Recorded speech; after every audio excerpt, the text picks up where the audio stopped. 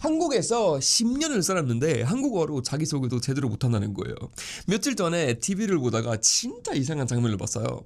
한국인 아내가 계단을 막 올라가고 있는데 남편이 밑에서 영어로 불러요. 여보, 내려와서 설거지 좀 해줄래? 저는 처음에는 그냥 웃었어요. 뭐 상황 자체가 너무 웃겼거든요. 근데 제작진이 남편한테 물어봤어요. 왜 아내한테 한국어로 말하지 않냐고. 그랬더니 너무 자연스럽게 말하더라고요. 저 한국어 못해요. 저는 거기서 한 번 멈췄어요. 잠깐만, 이 사람 한국에서 10년 살았잖아요. 제작진도 약간 당황했는지 한글이 적힌 표를 가져왔어요. 이 글자 읽을 수 있어요? 이건 어떻게 발음해요? 거의 모르더라고요.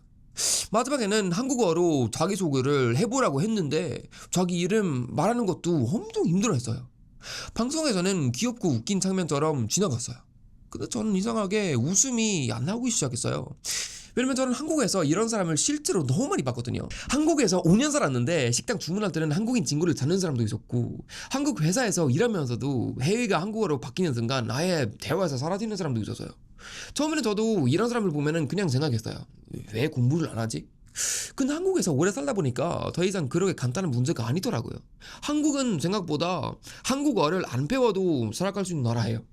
특히 영어를 쓰는 외국인이라면 더 그래요. 은행에 가면은 영어 가능한 직원을 불러주고 집 계약이 어려우면은 회사나 한국인 친구가 도와줘요.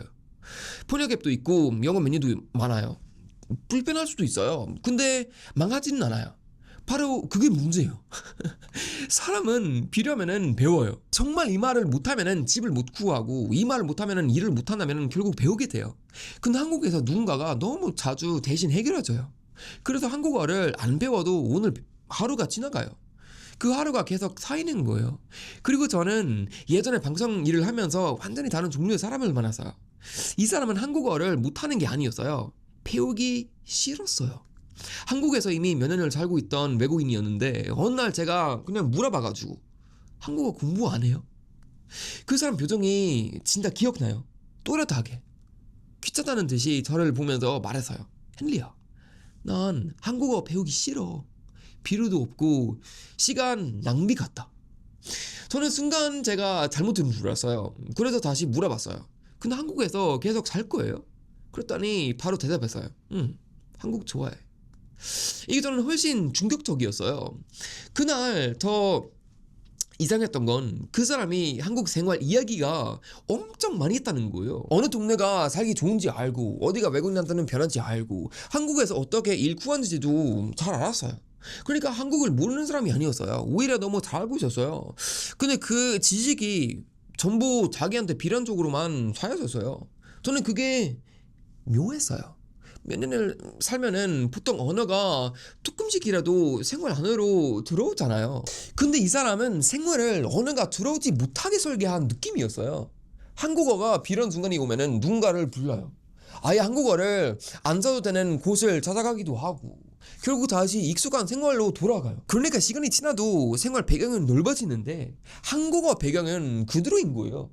그리고 이런 사람을 한 명 보고 끝나는 게 아니었어요. 다른 외국인과 이야기하다가도 비슷한 순간이 나서요. 한국 생활 불만은 한국 사람보다 더 자세히 말하는데 정작 한국어로 그 불만을 직접 전달할 수 없는 거예요.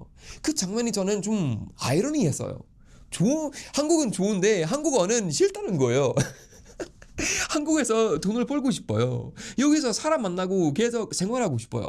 근데 한국 사람들이 실제로 쓰는 언어에는 관심이 없어요. 저는 그때 처음으로 생각했어요. 어떤 사람에게는 한국은 나라가 아니라 서비스일 수도 있겠네. 좋은 음식과 편한 생활이 있고 일자리도 있어요. 주변 사람들이 영어도 어느 정도 해줘요. 그럼 굳이 불편한 쪽으로 들어갈 이유가 없는 거예요. 그리고 더 놀란 건 여러분, 그 사람만 그러는 게 아니었다는 거예요. 외국인끼리 모이면은 이런 말이 정말 자연스럽게 나올 때가 있어요. 한국어 너무 어려워. 여기까지는 이해해요. 근데 다음 말이 그래서 난 안 배울 거야가 되는 순간 분위기가 완전히 달라져요. 왜냐면 그건 실력 문제가 아니라 태도 문제가 되거든요. 저도 한국어를 잘해서 시작한 게 아니에요. 처음에는 저는 진짜 못했어요. 뭐 지금도 좀 못한 편이지만 그래도 들린 말 엄청 많이 했고 사람들이 못 알아들어서 얼굴 빨개진 적도 많아요. 근데 저는 일부러 한국어로 계속 말했어요. 상대가 영어로 바꿔줘도 다시 한국어로 돌아갔어요. 왜냐면 제가 변환기를 한번 선택하기 시작하면은 계속 그쪽으로 갈 걸 알았거든요. 그리고 실제로 외국인 커뮤니티 안에 들어가면은 그게 너무 쉬워요. 직장에서 영어가 되고 친구들도 영어로 말해요. 퇴근하고 가는 것도 외국인 많은 곳이면은 하루가 그냥 끝나요. 한국에 살고 있는데 한국어로 거의 안 주는 하루가 완성되는 거예요. 그게 일주일이 되고 몇 년이 돼요. 그러다가 어느 날 누가 물어봐가지고 한국에 얼마나 살았어요? 10년 살았어요. 근데 바로 다음 질문이 한국어 잘하세요? 해서 갑자기 시간이 멈춰요. 여기까지는 아직 개인 선택이라고 할 수도 있죠. 근데 저는 진짜 문제는 그 다음부터 시작한다고 봐요. 제가 한국에서 봤던 또 다른 장면이 있어요. 한국인과 결혼한 외국인이었어요. 뭐 생활 자체는 아주 안정적이었어요. 집도 있고 직장도 있고 한국에서 계속 살 계획도 있었어요. 근데 중요한 일이 생기면은 항상 배우자가 앞으로 나왔어요. 전화가 오면은 배우자가 받아요. 이 계약 이야기가 나오면은 배우자가 설명해줘요. 처음에는 저도 그냥 부부니까 서로 도와주는 거라고 생각했어요. 근데 어느 순간 이상한 장면이 보이더라고요. 둘이 같이 있는데 한 사람 인생을 다른 사람이 계속 동력하고 있었어요. 그리고 저는 그때 생각했어요. 이게 1년이면은 괜찮을 수도 있어요. 근데 10년이면은 관계 자체가 달라질 수도 있겠구나. 왜냐면 중요한 순간마다 한 사람이 세상을 직접 상대하고 다른 사람은 절명을 기다리게 되거든요. 더 무서운 건 여러분, 아이가 생겼을 때예요. 아이가 어릴 때는 괜찮아요. 배고파, 학교 갔다 왔어 정도는 어떻게든 그냥 알아둘 수도 있죠. 근데 아이가 커지면은 말이 달라져요. 친구랑 왜 싸우는지, 학교에서 자기가 왜 외롭다고 느꼈는지 설명하기 시작해요. 그 감정은 번역해보면 못 따라가요. 그 순간 부모가 아이의 말을 직접 못 알아듣는다면은 그건 한국어 시험에서 틀린 게 아니에요. 자기 아이의 세계에 늦게 도착하는 거예요. 저는 여기서 이 문제가 갑자기 완전히 다르게 보이기 시작했어요. 처음 TV에서 봤던 그 남자가 다시 생각났어요. 처음에는 그냥 웃겼어요.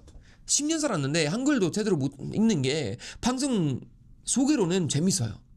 근데 그 사람 앞에는 한국인 아내가 있었어요. 그럼 저는 이제 궁금해지는 거예요. 병원에서 중요한 설명을 들으면은 누가 다 이해해야지?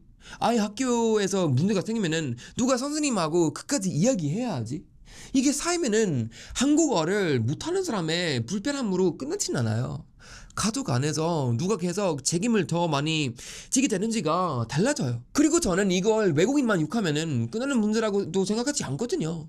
한국도 너무 쉽게 외국인을 영어 세계에 남겨두는 면이 있어요. 외국인이 한국말 조금 퍽퍽거리면은 바로 영어로 바꿔줘요. 친절해서 그러는 게 알아요. 근데 그 진절이 계속되면은 배우는 사람 입장에서는 아주 편한 달줄구가 생겨요. 굳이 여기까지 안 해도 되는 거구나. 전 한국어 배울 때는 그 달줄구를 일부러 안 썼어요. 쨍삐해도 계속 한국어로 말했어요. 왜냐면 언어는 공부만 해서 느는 게 아니라 내가 바보처럼 보이는 시간을 얼마나 겪냐 해서 정말 많이 갈리거든요. 근데 그 불편함을 10년 동안 계속 비워지는 환경이 만들어지면은 사람을 안 배울 수 있어요. 그리고 여기서 저는 스웨덴 생각도 났어요.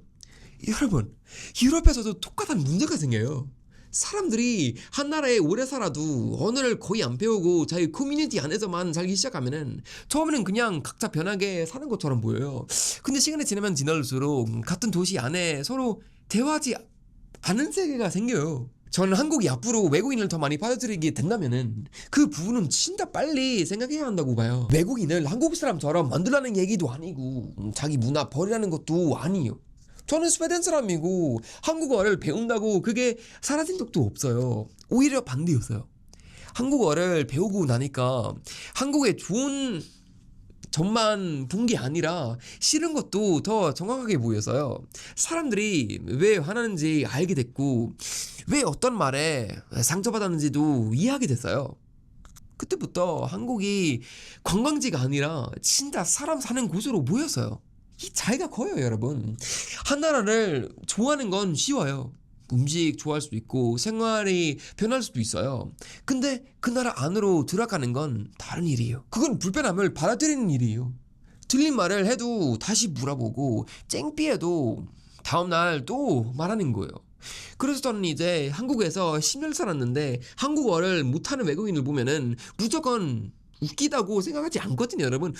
욕보다 하고 싶지도 않아요. 오히려 더 큰 질문이 생겨요. 어떻게 10년 동안 이 사람은 이 사회와 직접 대화하지 않고도 살 수 있었을까? 그 10년 동안 누가 대신 전화하고 설명했을까? 결국 책임은 누구한테 더 많이 갔을까? 한국어를 완벽하게 해야 한다는 얘기도 아니에요, 여러분. 저도 아직 틀려요. 진짜 많이 틀려요. 억양 있어도 되고 단어 몰라도 돼요. 근데 여기서 오래 살겠다고 결정했다면은 최소한 이 사회와 직접 말하려는 방향은 있어야 한다고 생각해요. 왜냐면 언어는 시험 점수가 아니거든요. 내가 사는 나라에서 내 인생을 직접 다루기 위한 도구예요. 처음 TV에서 그 남자를 봤을 때는 저는 웃었어요. 근데 이제 다시 그 장면을 생각하면은 조금 다르게 보여요. 10년 동안 한국에 살았다는 사실보다 더 중요한 건 그 10년 동안 한국 안으로 얼마나 들어갔냐예요. 주소가 한국이라고 삶까지 자동으로 한국 안에 들어오는 건 아니에요. 끝까지 다른 사람이 대신 말해줘야만 살아갈 수 있다면은 그건 그 나라에서 사는 게 아니라 그 나라 옆에 사는 거라고 저는 생각해요.